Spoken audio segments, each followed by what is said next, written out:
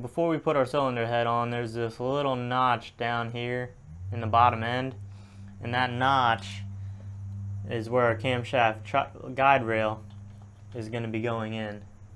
So we'll want to make sure that we feed that guide rail down into that notch, and it sits in there just like so. This gasket can only go on one way. You got a big opening here, and that goes on this locating dowel with the O-ring, and then you got this bushing here, which goes on that small hole. Ready to get our cylinder head in. This gets a bit tricky because it's pretty tight. So you want to make sure you can get it over top of that camshaft guide rail. And we also have the chain we're going to have to feed up through at the same time. We'll seat that in there for now.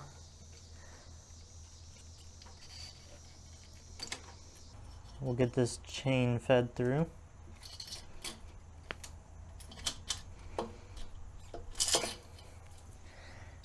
And then just ensure that your gasket's still on. And we can drop the head down onto the cylinder, just like so.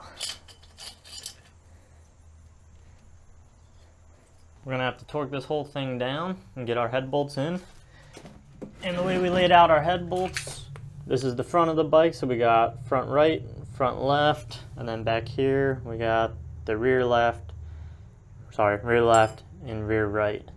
So we'll get them in the exact same spots, and then we got also these two little guys here.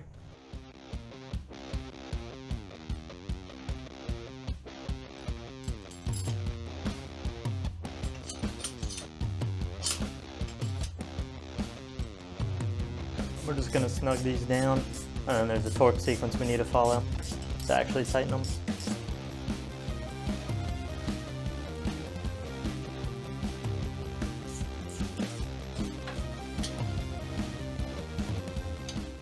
Torque specs for tightening down that cylinder head is right here. So we're going to start with the 2 Allens. You got 1, 2, 3, 4, 5, and then 6. So on the bike, that's going to be these 2 Allens. You got 1, 2, then you're going to go 3, 4, 5, and then come back and do 6. The Allen bolts get torqued down to 15 foot-pounds, and these hex head cylinder head bolts, they get torqued down to 29 foot-pounds. Next, we're going to be installing our camshaft sprocket, and before we do that, we have to get this engine top dead center. If you want like a detailed explanation on how to get that top dead center, watch my disassembly video. I'll run you through the quick and dirty. There's a notch in here. You can see it, that little line. That needs to line up with this notch. That means your cylinder is at the highest stroke, which is top dead center. And then on your cylinder head, this pin is going to match up with a line, like a scribe line on the sprocket, which has to line up with this point on the cylinder head. So all that's got to be in line when we go to put that chain around that sprocket. So here's the engine top dead center. You can see the little T in the line in there, and it lines right up with the notch in the case. Now this is going to be tricky, but we got to work this chain around the sprocket and try to work it around so that this scribe line matches up with that notch.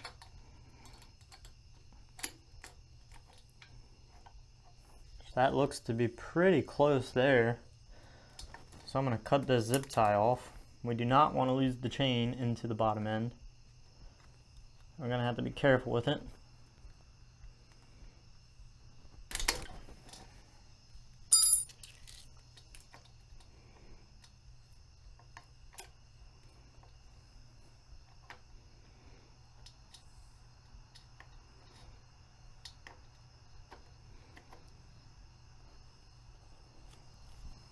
Just to double check everything, we still got our line matching with our notch here, and down here our line matches up with our notch.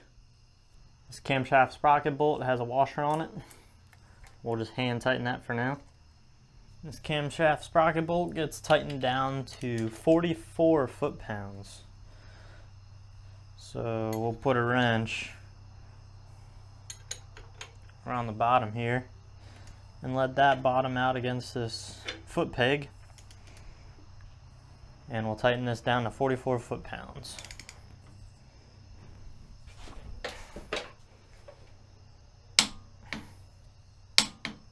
We're all done messing around in here, so I'm going to go ahead and throw the cover back on. I installed a new O-ring. It came in the gasket kit. And these bolts will get tightened down to 88 inch-pounds. So in order to install this camshaft tensioner, we're going to remove this little screw back here, the tensioner screw, and we're going to completely remove it. There's a spring behind it, and this little ratchet mechanism will pull down, and we will be able to depress that plunger the entire way. We'll then get our gasket on. We went ahead and cleaned up that surface real good. And we will install it without that bolt. I'll put it on just like so. We'll tighten these two bolts down. And now we can install this spring in this bolt. Tighten that down the whole way.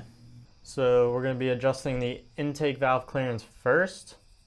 The service manual calls for 0.06 to 0.10 millimeters or 0.002 to 0.004 inches. So we're going to shoot right in the middle of that and do 0.003 inches and 0.08 millimeters. We'll take our feeler gauge and we'll stick it in between the valve and that little rocker foot, and we want to get it just snug to that. So we're going to tighten down this 4 millimeter adjuster just until that feeler gauge starts binding up, and we'll hold that right where it needs to be, and we'll tighten down this lock nut just like so. Now we just want to double check that that still slides in there with a little bit of resistance. So that's pretty good there. I replaced the O-ring on this cover. We'll go ahead and get it installed. These valve covers will be tightened down to 88 inch-pounds. We're going to repeat that exact same process, but this time we're going to do it on the exhaust valve. And the valve clearance for the exhaust valve is between 0.16 and 0.2 millimeters. And that's the same as 0.006 and 0.008 inches. So we're shooting right in the middle at 0.007 and 0.18 millimeters.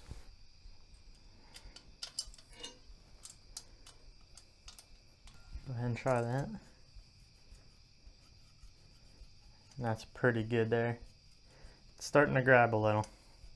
And repeating the exact same process as the intake valve, we replaced this O-ring here, and we will be putting this on and tightening down these bolts to 88 inch-pounds. I'm going to install the spark plug. If you want the number off of it, D8EA. And I'm going to install the spark plug now just to keep all the dirt out of this engine.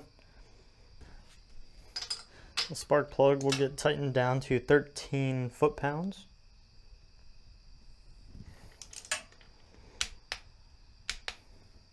I'm going to take this dielectric grease and coat the end of the spark plug. And that'll just help keep this a little more watertight. Keep all the water out because this thing will be going through some water. Throw that boot on.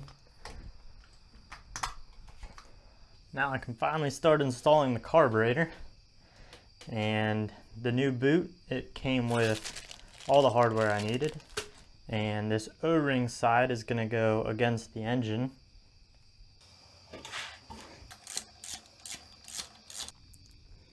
So we've got our C-clip in the middle position. That's exactly where we had it before.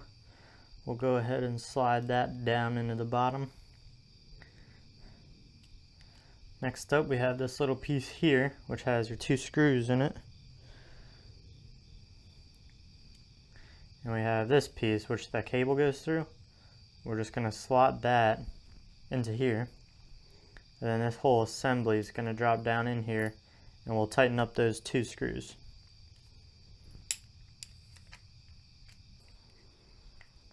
So on this end, I'll install our gasket. Can then slide the spring on here, pull it down as far as possible.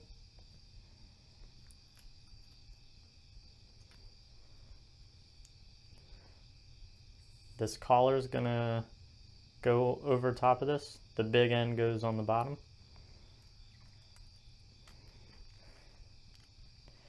And now we have to feed the end of this cable through the slot in this piston valve. So once we're through that slot, it'll lock in and hold it, and we'll slide that collar the whole way down over it and just shake it to make sure everything's seated properly. That's all there is to that. Throwing it onto the carburetor is pretty simple. You just take your piston valve, slide it down in there,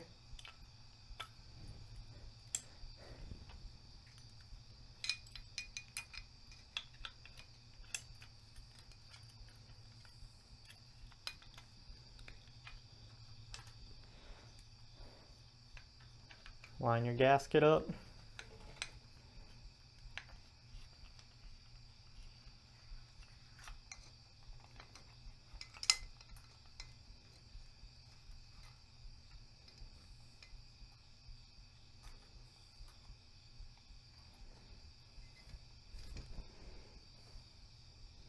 and throw your bolts in.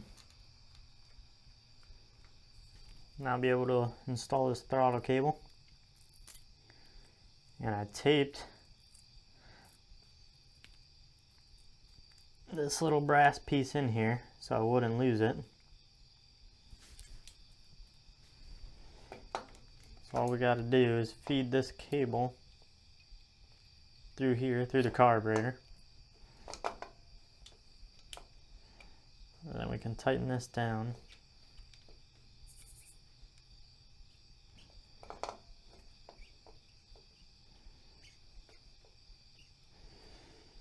Now we can pull this cable through. And now to install this, we'll have our cable through our little brass bushing. We're going to flip this lever up, feed the cable down into it. And when we feed the cable through, we're making sure that that cable goes through that slot and then pull it up. Now I notice this whole thing's starting to get pretty corroded. This cable's starting to corrode. So I'm just going to spray it down with some fluid film. I don't know if anybody recommends doing this, but in my opinion, it can't hurt.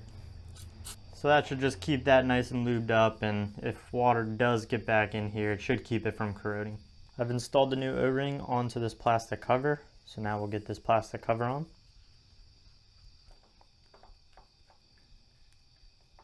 And the very last thing we need to do to button up this carburetor is to throw this little choke valve in. And that just slides in, and then we'll screw this piece down on in. This is a 14mm wrench to tighten this down. Alright, now that everything's connected to our carburetor, we'll be able to slide it into this boot.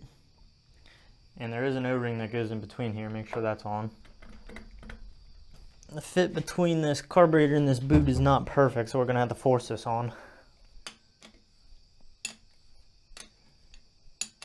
And the last thing we need to do to get this carburetor on is connect up this boot. Take out that paper towel I had in there. Just keep the bugs out. Slide this boot in. And there we have it. I'll go ahead and tighten up these clamps. We got a lot done, but if you guys are excited as I am about this thing and want to see if it's going to fire up, make sure you like and subscribe. I'll see you next time.